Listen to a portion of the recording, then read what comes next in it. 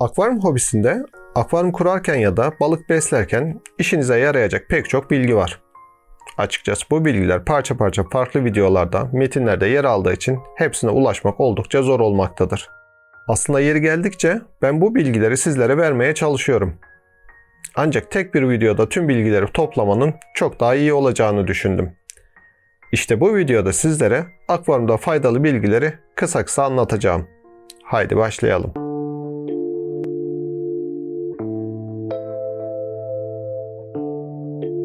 Faydalı bilgilerimize geçmeden önce birkaç saniyenizi ayırarak videomuzu beğenmeyi unutmayın. Sizlerin beğenileri ve yorumları kanalımızın gelişimi için çok önemli. Akvaryum kurarken öncelikle beslenecek balık türüne karar verilmelidir. Seçilen balık türüne göre akvaryum alınmalıdır. Uygun olmayan bir akvaryumda balıklarınızın gelişimi yavaşlar ve stresten kaynaklı sıkıntılar oluşabilir. Akvaryum seçilirken yükseklikten ziyade eninin yani önden arkaya doğru alanın geniş olması çok daha önemlidir. Bu sayede dekor yaparken kolaylık sağlar. Belirli türler dışında yüksekliğin çok fazla önemi yoktur. Beslenmek istenen balıkların birbirleriyle uyumlu olması da çok önemlidir. Aksi takdirde akvaryum içinde kavgalar oluşabilmektedir. Hatta bir balık diğer balığı yeme girişiminde bulunabilmektedir. Akvaryum, balıklar satın alınmadan en az 1-2 hafta öncesinde tamamen kurulur ve tüm ekipmanlar çalıştırılır. Böylece balıklar için uygun ortam hazırlanmış olur.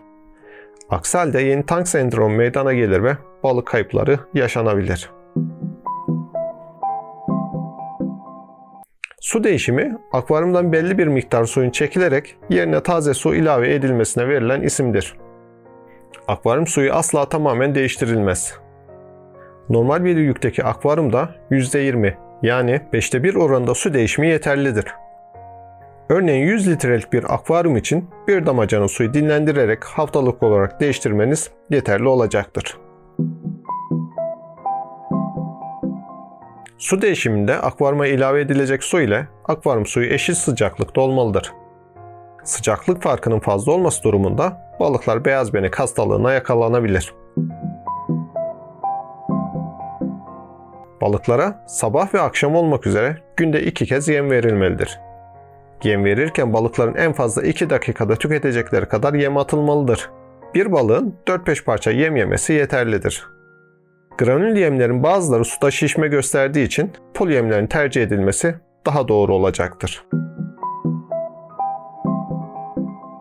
Yemler ağzı açık poşetler yerine içerisine hava almayan cam kavanozlarda tutulmalıdır.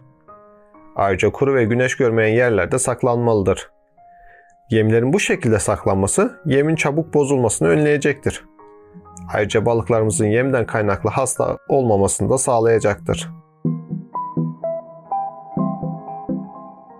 Balıklar hep aynı yemler vermek yerine farklı markaların farklı yemlerinden azar azar satın alınarak verilmesi daha iyi.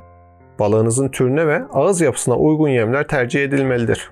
Gerekli durumlarda yemler elimizle ezilerek verilmelidir. Yemleme sırasında motorların kapatılması önemlidir. Atılan yemlerin motorlar tarafından çekilmesi hem balıklarımızın aç kalmasına sebep olacaktır hem de yem boşa gidecektir. Akvaryumda renkli taşlar kullanımından kaçınılmalıdır. Bu taşların balıklara bir faydası olmadığı gibi salım yapma ihtimalleri olduğu için balıklara zararlı olabilmektedir. Akvaryumda kum tercih edilirken iri taneli kumlar yerine ince taneli kumlar tercih edilmelidir. Bu sayede balıklarınız kumu ağızlarıyla alıp atabileceklerdir. Ayrıca kalın taneli kumlar arasına yem artıkları ve balık dışkıları girebileceği için suyunuzun bozulma ihtimali vardır.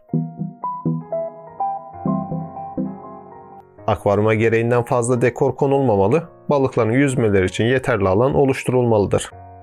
Akvaryumda yapay dekorlar yerine doğal dekorlar tercih edilmelidir. Böylece daha gerçekçi tasarımlar oluşturulabilir. Aynı renkli taşlarda olduğu gibi yapay dekorlarında suya salınım yapma ihtimalleri vardır. Balıklarınızın dinlenmeye de ihtiyacı vardır. Bu sebeple gece akvaryum ışıklarının kapatılması ve onların gece dinlenmelerine fırsat verilmesi gereklidir. Balıklara akşam yem verildiğinde akvaryum ışıkları en az 2 saat açık kalmalıdır. Balıklarınızın yedikleri yemleri iyi bir şekilde sindirmeleri için bu süre önemlidir. Yeni alınan balıklar mutlaka aşılama yapılarak akvaryuma eklenmelidir. Eğer imkan varsa aldığınız balıkları 1-2 hafta karantina akvaryumunda bekletmelisiniz. Akvaryumda ölen bir balık varsa mutlaka akvaryum dışına çıkarılmalıdır. Akvaryum içerisinde bırakılması suyun bozulmasına sebep olacaktır. Balığın dışkısı o balığın sağlığı hakkında bilgi vermektedir. Balığın dışkısının olağandan uzun olması ya da renginin açık olması o balıkta bir sıkıntı olduğu anlamına gelmektedir. Balığınızın yem yememesi ya da bir köşede sabit olarak sürekli durması o balığın hasta olduğunu gösterir. Bu sebeple yemleme yapılırken balıkların yem yiyip yemedikleri gözlem yapılmalıdır. Akvaryumda mavi ilaç diye bilinen metilen mavisi hastalık harici kullanılmaz. Metilen, akvaryumda yararlı bakteri kültürüne zarar verdiği için sadece karantina akvaryumunda kullanmanızı tavsiye ederim. Normal koşullarda akvaryumda tuz kullanmanıza gerek yoktur. Ayrıca bazı balık türleri tuza hassasiyet gösterdikleri için balık kayıpları yaşanabilir. Hangi koşullarda tuz kullanmamız gerektiğine dair bir videom var. Onu izleyebilirsiniz. Balıklarınıza dönem dönem canlı yem verebilirsiniz. Ancak balık türünüz canlı yem seçiminde önemlidir. Bazı balıklar bitkisel beslendikleri için bu tür balıklarda dikkatli olunmalıdır. Ayrıca canlı yemin steril olması balıklarınızın sağlığı için önemlidir. Akvaryumda balıkları yormayacak şekilde akıntı olmalıdır. Ancak özellikle küçük akvaryumlara takılan iç filtre balıkları rahatsız edebilmektedir. Fanusta balık beslemek balığınızın daima risk altında olduğunu gösterir. Filtre sistemi olmadan balıkların sağlıklı bir şekilde yaşaması mümkün değildir. Bunun tek istisnasını başka bir videoda uzun uzun anlatacağım. Akvaryuma çeşme suyunu direkt olarak eklemek balıkların klordan etkilenmesine sebep olabilir. Bu sebeple birkaç gün suyunuzu bir kap içerisinde dinlendirmeniz daha doğru olacaktır. Akvaryumda ısıtıcı her zaman şart değildir. Her balık türü için ideal bir sıcaklık vardır. Genelde 25 derece pek çok tür için idealdir. Akvaryumun bulunduğu ortam kış aylarında yaklaşık bu sıcaklık civarındaysa ısıtıcı kullanmanıza gerek kalmaz. Akvaryum motorları gece kapatılmaz.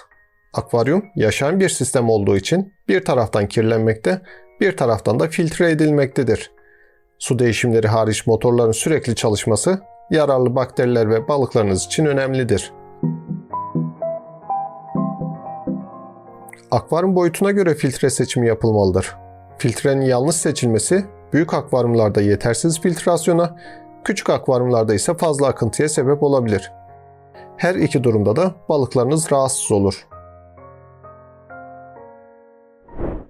Evet sevgili dostlar, bugün sizlere faydalı olduğuna inandığım bilgiler vermek istedim.